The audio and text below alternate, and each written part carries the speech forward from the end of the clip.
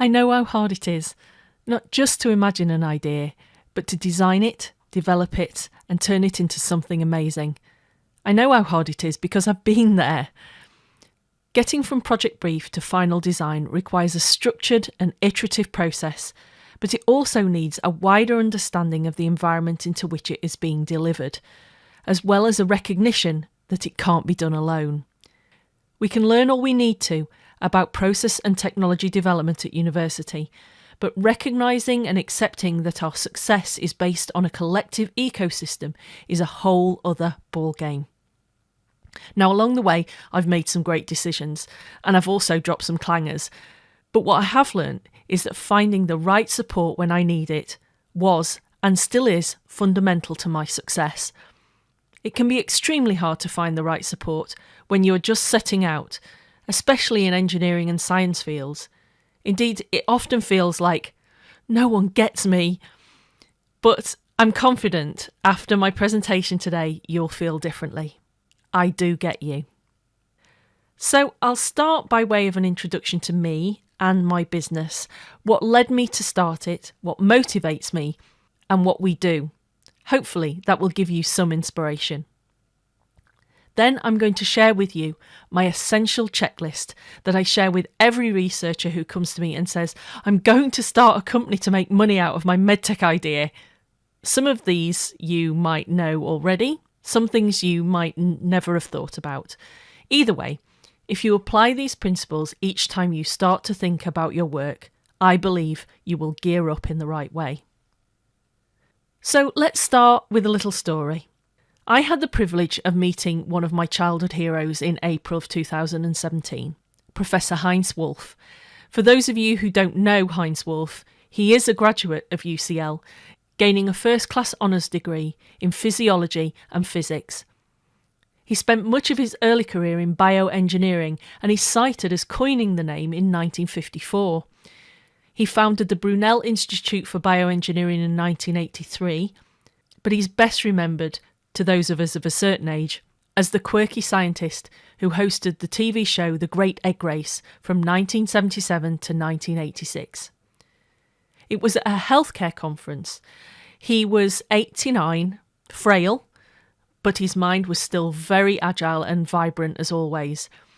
Now, he'd lost his wife to dementia in 2014, and despite his continued determination to inspire the biotechnology community, he realised that no amount of innovation or advancement in technology could replace the care which came from human contact. That there was, he said, no such thing as a care machine. Professor Wolff passed away just 9 months later, but that statement stayed with me. I've spent all my working life creating solutions to problems, helping people and companies implement technology to improve our lives and our environment. Yet the thought that despite our best efforts, technology may not always be the best solution made me consider how we might combine sympathetic care and effective medtech. In 2018, I realised there was a solution to Professor Wolff's conundrum, and it had been there all along. And so the Care Machine was born. As you will no doubt have already read my bio, I'll just say that I am an engineer through and through. I did my degree in mechanical engineering at Loughborough University, and I went on to do a PhD in turbocharging. Over the last few years, I've become Vice Chair of the Biomedical Engineering Division at the Institution of Mechanical Engineers, and I also sit on the Royal Academy of Engineering Healthcare Policy Group, and more recently, I've joined the Health Foundation's Q community to help create quality systems in the healthcare sector. I have over 20 years' experience in industry, academia and public affairs, having started my career in the defence industry. In 2013, I went to work for the Institution of Mechanical Engineers as a policy manager. It was there I set up the healthcare policy theme and where my passion for healthcare engineering developed. Throughout my career and the varied roles I've had, engineering principles have formed the foundation of my professional development. I never expected to work in the healthcare sector, but the principles and processes I have learnt from engineering have given me the confidence to move between sectors, knowing I have a base knowledge that can be applied anywhere. Today, I and the Care Machine are dedicated to ensuring that technology is at the forefront of our healthcare service provision. I believe innovative medical technology should be available to and improve the lives of everyone, and the pandemic has clearly shown that to be true. We are on a mission to support entrepreneurs, just like you, in the medical technology, healthcare and associated sectors, by combining our unique engineering and science expertise to help you produce innovative technology solutions. By facilitating and participating in your ideas, we achieve our vision, and we are committed to ensuring, as Heinz Wolff hoped, technology enhances the human touch in healthcare, not takes it away. So, how do we do this? Well, our approach is quite a unique one. We have a network of clinical, industrial and academic experts and thought leaders at our disposal, and we bring these in to work with our clients as and when they are needed. We access the technical know-how right at the heart of our NHS trusts, working with clinical engineers and healthcare scientists to identify solutions to clinical unmet need. We use an adaptive framework, which I will talk about shortly, that enables us to assess the client's experience gaps, and then we provide them with just the right amount of support to keep them moving forward with their technology development. I mentioned our adaptive framework. This is our 4-pillar approach to successful project delivery. These include engineering, obviously, business management, mentoring and coaching, and media development. These are drawn from learnt experiences over the past 20 years, as well as those of my business partners. This slide is just by way of an example, and one we used for a client very recently. Once we've assessed and discussed where you have experienced gaps, then we look to provide a tailored programme selected from our 4 pillars. Working this way, we can make realistic recommendations, advise you on your options, possible packages of work we could take on for you, and exactly how much that work will cost. We've divided up our approach to suit clients at different stages of development, and our focus is in that really early stage, TRL 0 to 4, which is often one of the hardest times for innovators. For researchers, we focus on the fact you have limited time and budgets to demonstrate proof of concept. The complex process of accessing funding, working with industrial partners and pushing the boundaries of knowledge can sometimes compromise research outcomes. So we augment your design process, improve your business management and enhance your knowledge base through continued professional learning. For startups and spin-outs, it can be a stressful time, juggling funding applications, pitching to investors, and moving your idea from a prototype stage requires a structured and iterative process. We provide access to business expertise that can support you through this transition period. With more established SMEs, taking your business to the next stage and growing your market often requires long hours and additional resources. We ensure your manufacturing processes are sound, your marketing is effective, and you have the right team around you. And for clinicians and those within the healthcare service, we apply our considerable technical and engineering knowledge to ensure you are confident your idea is of value to patients while adding new skills to your clinical portfolio. I thought I would give you an idea of some of our clients, those that are not under NDAs anyway. For example, our work with Hobbs Rehab was on engineering service provision. They're building a brand new facility which will house not only rehabilitation services, but an innovative hub for the development of rehabilitation and neurological technologies. They have limited knowledge of how to achieve this, and we provided them with the engineering understanding to construct a fully working laboratory and workshop. We are working with Loughborough University on a long-term research project to develop assistive technology for older adults to help them remain in their homes for longer. In this project, we have identified the need for clear project management and strategic planning and are providing the research team with a structured approach to addressing the development of the technology. In this case, we are providing our services as an industrial partner to support the funding application of the consortium. We are also enabling the research team to develop outreach and policy, which will be disseminated during the research programme. Since March, we've been working with the NHS as part of the Nightingale Hospital programme. We have been embedded with the healthcare science teams across the UK to determine the need for additional clinical engineering support.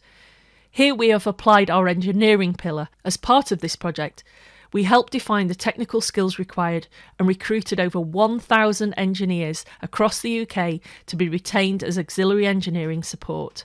To achieve this, we engaged the help of the Royal Academy of Engineering and all 38 engineering institutions. I mentioned before that we've brought together a number of like-minded businesses to provide a diverse range of services to suit our clients' needs. While we have quite a number of these we can call on, I personally work with 3 of them. Designworks, a fantastic industrial product design company, Wilkinson Hall, who are experts in business management, marketing and startups, and Unitive Design and Analysis, who have an extensive electronics and medical device design expertise. I believe working with experts in this way takes the pain out of finding consultancies and collaborative partners for our clients. Well, that's me, the Care Machine, and what we do. So the question you're asking is, how does this all apply to me, and what am I going to learn that will help me become a successful business owner? Well, let's start with why you're here today. Ultimately, we all have a vested interest in ensuring the patient has a safe and straightforward experience, surrounded by the right technology, designed and maintained by a skilled team of technical and medical experts as they pass through our hospitals. We are driven to produce technology that will save money for the healthcare service, increase the efficiency of care, and get the patient back home as quickly as possible. This, we have been told, will lead to the adoption of our technology, which over the years has helped the NHS go from this to this. Yet 90% of all spin-outs and startups fail in the first 5 years. Medtech is no different, and it's often because these enthusiastic innovators have been led to believe that if they address cost, efficiency and patient bed days, there is no way the NHS will not want to buy their product or service. I'm afraid to say, this is a fallacy. But it's not a bad thing. In fact, those organisations that do fail often learn vital lessons that they go on to successfully grow from. So I'm going to share with you 5 of my guiding principles that are specific to medtech and healthcare businesses, which I've distilled not only over the last few years as CEO of the Care Machine, but also from my personal experiences in industry and academia. So let's start with principle 1. The medtech sector is a confusing and complex network of organisations, governing bodies and authorities, covering everything from intellectual property to funding to manufacturing. But the most complex of all is regulation, with its notified bodies, regulatory agencies and approval processes.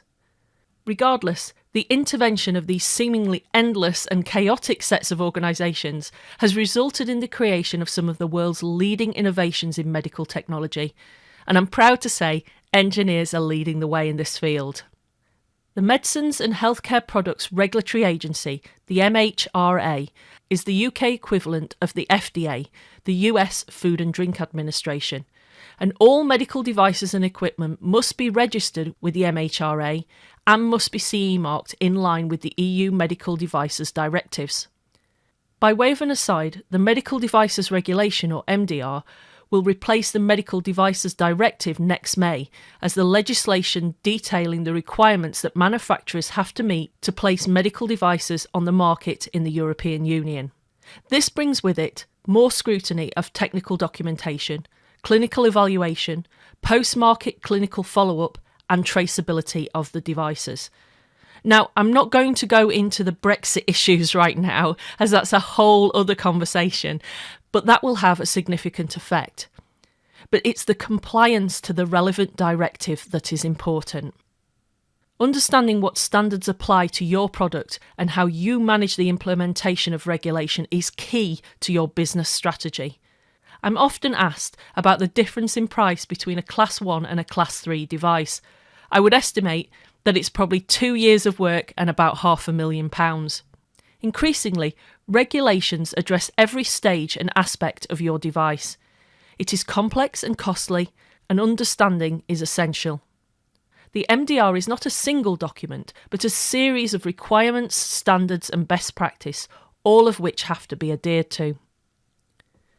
So principle number 1 to ensure a successful spin-out is master your technical folder. This is the document that tells the history of your product. It is the keystone to everything you do, and you need to have it in place from day one. The adrenaline-fueled and sleep-deprived startups that I work with are heavily focused on technology, aesthetics of design, and the problem to be solved. So increasingly, I find myself being the voice of doom by asking questions about their technical documentation. As someone who is often called in to prepare researchers to spin out, I can guarantee most, if not all of them, will not have an understanding of the regulatory challenges they face and the impact of documented evidence on their new technology. I talk to them about regulatory strategy, not a route to CE marking, as regulatory compliance should be a lived and ongoing process, not something you just do and walk away from. There is no such thing as simply ticking a box. So what do you need to consider? Well, I suggest the following. Understand what classification your product will be. Ensure someone in your spin-out is knowledgeable on the regulations. Prepare early for submission deadlines and understand that notified bodies are going to be under increasing pressure post-Brexit, and you're going to need to engage with them as early on in the process as possible. Now, I know what you're thinking. What's ketchup got to do with guiding principles in medtech? Well, let's just consider this story, shall we? The Heinz ketchup bottle that you see on the right was the first design marketed in 1876. It's been a design icon and family favourite for decades and has remained virtually unchanged since that time. Well, if it ain't broke, don't fix it, right? Wrong. In the late 1980s, Heinz made the decision to monumentally change its packaging design. The motivation behind this change reveals a lot about the importance of user research and particularly observational user research. Heinz sent their researchers to people's homes to see how their product was used. What they found was that it was the parents who doled out the ketchup to their children, banging on the bottle just enough to give them a blob on the side of the plate. Now, what Heinz knew was that a typical 5-year-old consumes about 60% more ketchup than a typical 40-year-old. But due to the design of the bottle, parental power would always limit consumption levels. The researchers could see that the product's biggest consumer, kids, did not have direct access to it. And so, the packaging design team focused its attention on solving this particular problem and improving usability. They came up with the Easy Squirt bottle, which was made out of soft plastic with a conical nozzle. It was much lighter for everyone to hold, especially kids, and the ketchup came out with much less effort. Initial research showed that in homes where the Easy Squirt bottle was used, ketchup consumption grew by as much as 12%, but they didn't stop there.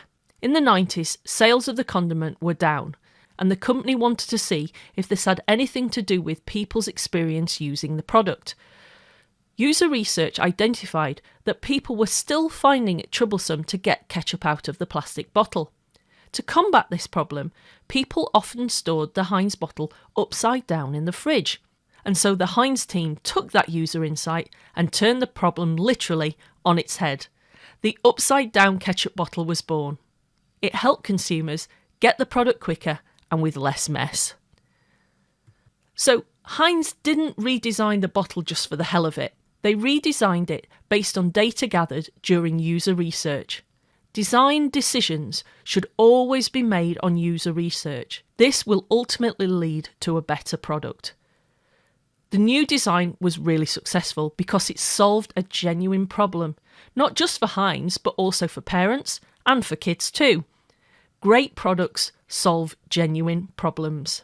Heinz would never have got this kind of data just talking to customers or running a focus group. It would never have cropped up in conversation, and researchers would never have thought to ask it.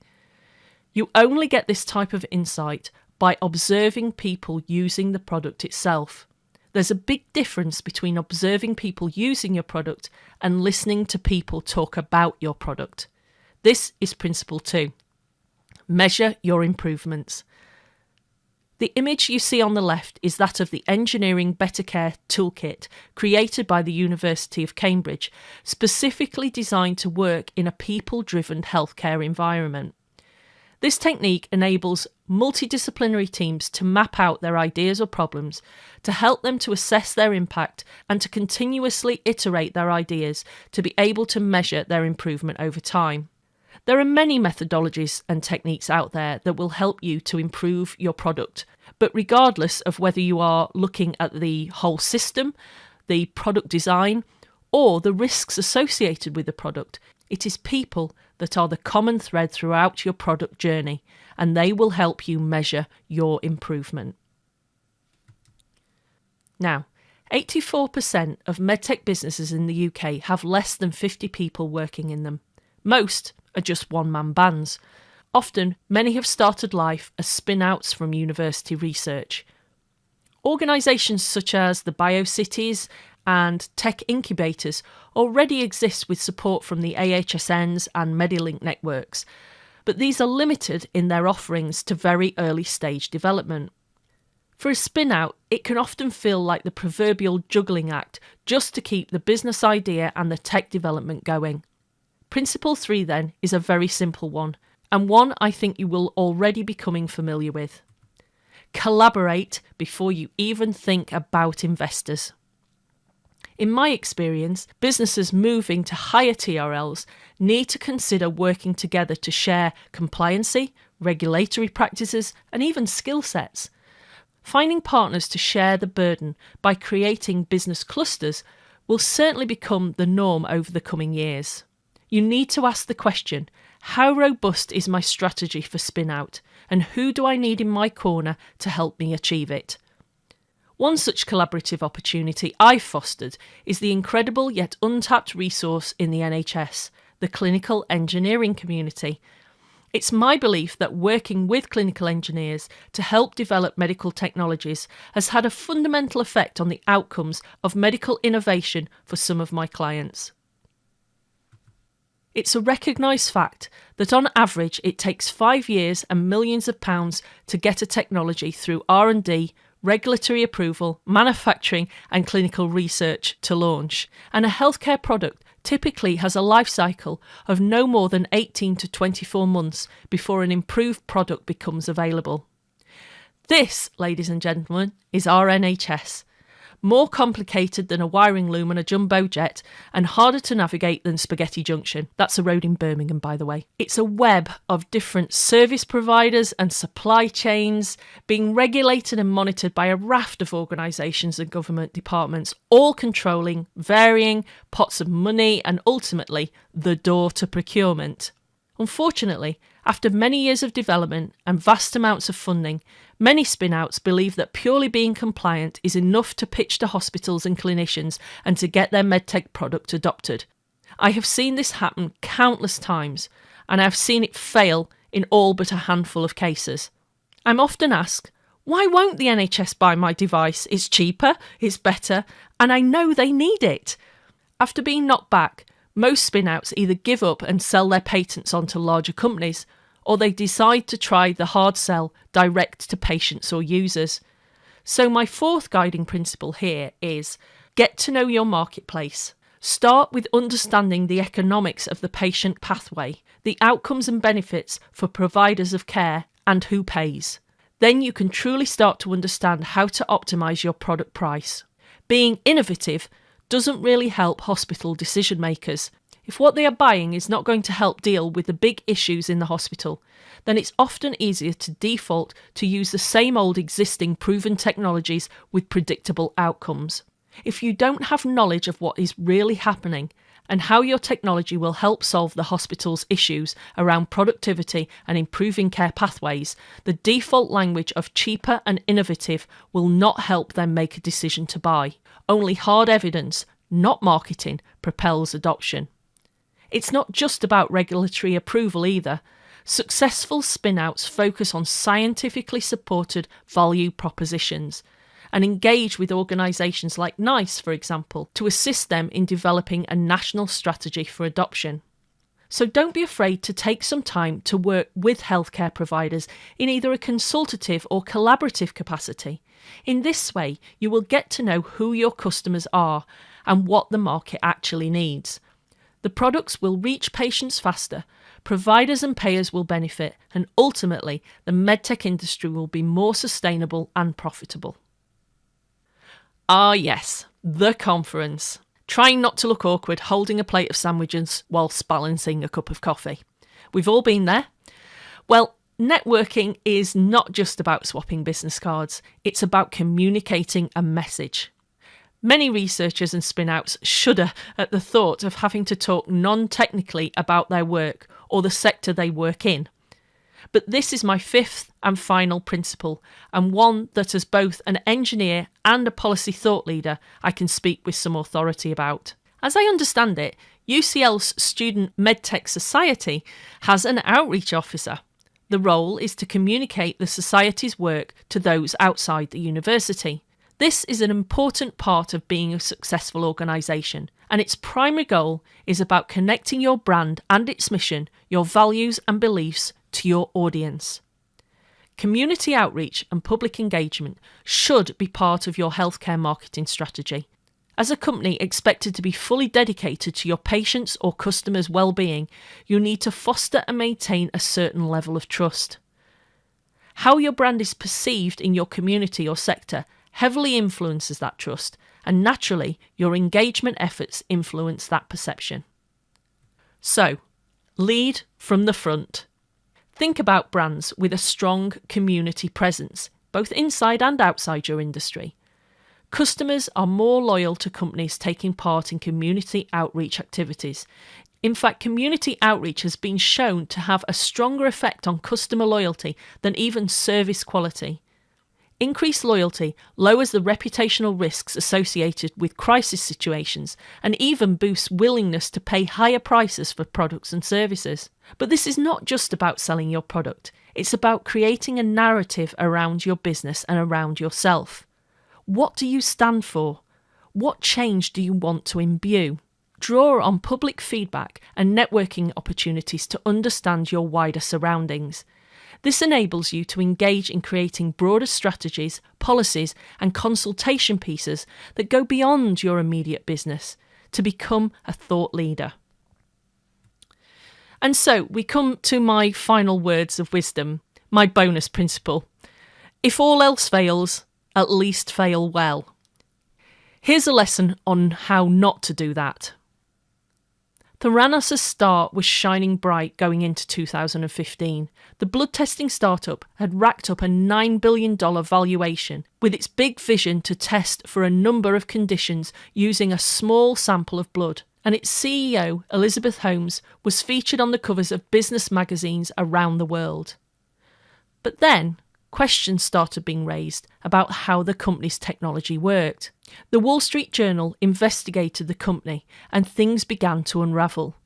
Theranos Inc. was accused of perpetrating Silicon Valley's biggest fraud in 2018 for false claims about the accuracy of the company's blood testing technology and misleading investors, doctors and patients. The case is due to be heard in 2021. But the question still remains. What was the device designed to do?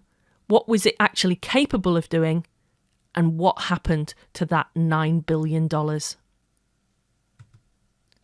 So, you don't need to be the next unicorn to be successful. You just need to follow these simple principles. Have you got your technical pack? Have you got the right people with you? Are you leading from the front? Have you made sure you can measure your improvement? And have you identified your market? And then you will at least be the coolest duck in the room. Thank you for listening.